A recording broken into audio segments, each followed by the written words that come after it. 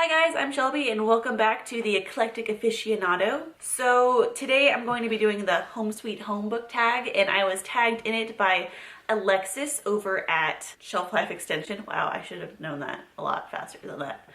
And she was tagged by the original creator, Gretchen, over at ChicNerdReads. So yeah, I'm gonna start this off for you guys. Question 1. Welcome, Matt. What book did you choose because of its cover and not the synopsis? So for this, I chose Stormdancer by J. Kristoff. Well, eventually I did fall in love with the story and the synopsis, but on first looks, I fell in love with it. Just the cover. I mean, because look at it. Look at it. Look how cool it is.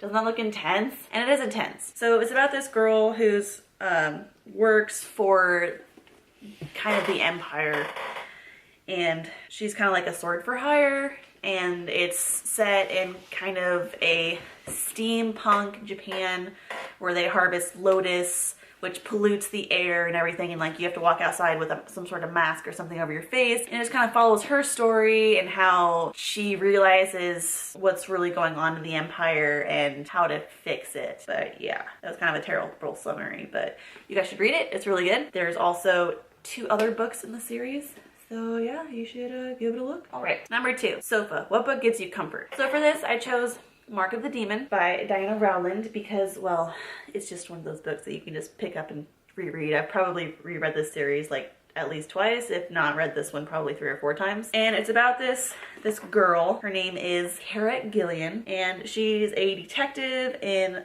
Louisiana, I think, and she's a practitioner of the arcane arts, and she can summon demons, and it's an inherited trait in the family. And it talks about how she ends up summoning this really intense high-level demon and what unfolds after that. It's a really long series, but it's a really great series. I know Alexis has talked about it because, I mean, it's just so good. You need to read it. Yeah. Hallie's watching me in the background and it's making me nervous. Okay. Number 3, TV. Choose a book that you read before it turned into a movie or TV series. I chose Dead to the World by Charlene Harris, a Southern vampire novel. Me and Alexis started reading this when it first came out. We're like, oh, that's really cool. We followed the series, and then of course it got turned into True Blood. So it follows Sookie Stackhouse, and she's a waitress in Bon Ton, Louisiana. She is a telepath, and she has a lot of issues dealing with people. She's kind of like the weird outcast of the town. And it talks about how she meets her first vampire and how it just kind of goes from there. Not really going to get too much into it because you just need to read it. It's really good. I mean, I've read it this book so much, I've like broken the spine. I mean, look at it. It'll like go backwards. I've read it so many times. This is another series I've reread several times just because it's just one of those goodies.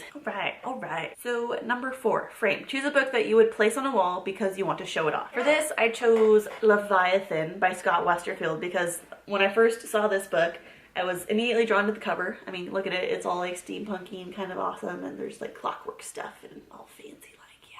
This is about a girl who goes undercover. Her name's Darren? Yeah, her name's Darren. And she goes undercover to become an airman on an airship. And they don't really allow girls to do it, so she has to hide her identity and come on board. And it talks about her journey on the Leviathan, which is a beast warship. So it's made from like a whale. So this is kind of like a weird take on World War I stuff, where they have really crazy robotic steam engine type stuff, which comes from the Russians and whatnot. And then you have like Great Britain, who have more animalistic type weaponry, and they utilize, you know, natural elements in their war stuff. So it's really cool. Like it's a pretty original story, and it has a lot of interesting ideas in it. So yeah, there's that. Let's see. Oven. Choose a hot character. So for this, I chose Barons from this series by Karen Monning, and it's the what is it? I'm trying to remember the name of the series of books that this is supposed to be. But anyway, it's about this girl who goes to Ireland. Yeah, she goes to Dublin to track down this mystery that I can't really remember what the mystery is about, but she's going to Dublin because that's where it leads her. And it has a very, about fairy world things. And in it, they're just barons. He's tall, dark, steamy, kind of disgruntled. And you just kind of fall in love with his gruff nature. Yeah, it's really good. Yeah, so yeah, there's that. Refrigerator. What book gives you chills? So for this, I chose The Devouring by Simon Holt. Alexis has also talked about this. We read it back in high school. This book was creepy. Like, there were times I had to put it down and give it some time because it was just too weird and it kind of freaked me out. But it's about this girl and her brother gets taken over by the Devourers who attack children and take over their bodies basically and force them, their subconscious, they force them into their subconscious in things called fearscape, where they are confronted and living in their worst nightmares pretty much for as long as the Devourers in control of their body, which is probably until they would die. So that's pretty intense. It was really freaky. Dining room table. Choose a book that you've read over dinner with no shame. So I don't know where she put it, but so it's kind of terrible. But for this, I chose Guilty Pleasures because literally when me and Allie read it in middle school, I would read it pretty much anywhere and everywhere. I didn't care who was around. I didn't care what part of the book I was in necessarily. I just pop open the book and just read it because it was so good. The series by Laurel K. Hamilton is just so amazing. Can't say enough how good this series is. Allie loves it. I love it. Allie's sister loves it. It's pretty much life. It was one of our first kind of erotic series that we read as middle schoolers, which is pretty terrible, but it was just really good. It's just so good. Number 8, bathroom tub. Choose a steamy scene in a book that you will always remember. I chose a scene from Shadowkiss by Rochelle Mead, and it's the scene where, okay, well, if you haven't read this and you want to, I don't necessarily want to spoil it for you, so this is going to be a little bit of a spoiler, so just, you know, skip this part or mute it or do something, but yeah. So in this book, Dimitri and Rose, one of the main characters, finally get to express their love to each other, and they have sex, and it was just in a cabin, and it's alone, and it just takes you to another level of enlightenment. It was beautiful, and it just stuck with me. And this series, you guys, the Empire Academy series, it's one of those roller coaster series that will just like tear your heart out, and then you just devour it. So read it. Number 9, bed. Choose a book that you had to put down because it made you sleepy.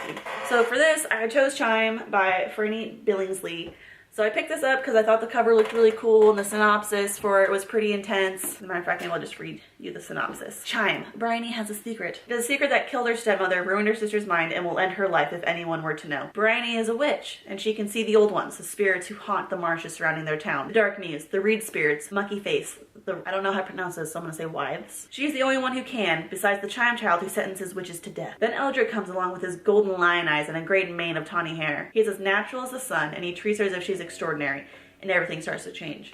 So it sounded pretty cool. The cover looks really, really awesome, and I don't know if I got 20 pages in before I had to put it down because it was just so, I don't know. The writing style is just kind of strange. It's hard to get into the story. The characters, it's hard to like connect with the characters and kind of delve into it. It just seems kind of like brash. It's very in your face kind of writing. I don't know. I think eventually I'll have to like force myself to get through it. Yeah, so you can see right here where I stopped. I stopped right there. I couldn't do it. So I might try to reread this later, but yeah, no. Number 10, desktop. Choose a book that has 21st century digitalized elements. So for this, I chose Brave New World by Aldous Huxley. It's a dystopian future type of world where they basically have like test tube babies and everyone has their own like specific job, and it's really a cool read. And I just recommend it for anybody, but it's all super futuristic. Like literally people don't reproduce anymore. They just take genes from people, splice them, and they have like a factory where they grow children. So I figured that was pretty 21st century, you know, and it's full of all sorts of crazy contraptions and things. And of course it's a little depressing because you see the decline of the human condition and just